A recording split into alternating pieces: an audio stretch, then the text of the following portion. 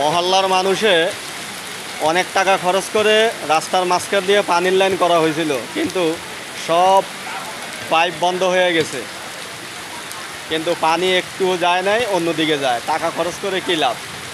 এই ভাই অনেকটা বুদ্ধি করে নিজে উদ্যোগ নিয়ে সাফাল দিয়ে এখন ওই ছিদ্রগুলি করে দেওয়া হচ্ছে। করেন করেন করেন, জোরে ঠাড়েন জোরে ঠাড়েন।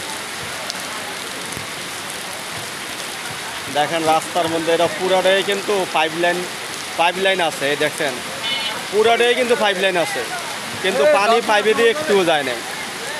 সমস্ত ছিদ্রগুলি বুঝে গেছে। এভাবে ছিদ্রগুলি যদি খোদাই করে দেওয়া যায় তাহলে কিন্তু বৃষ্টি হওয়ার পানিগুলি ওই ড্রেনে চলে যেতে পারে। এই যে সব পানি ভরে গেছে, রাস্তার পানি পাইপের মধ্যে যায় নাই, কোনো পানি ড্রেনে যায় না। এই যে রাস্তা সব দাবি গেছে।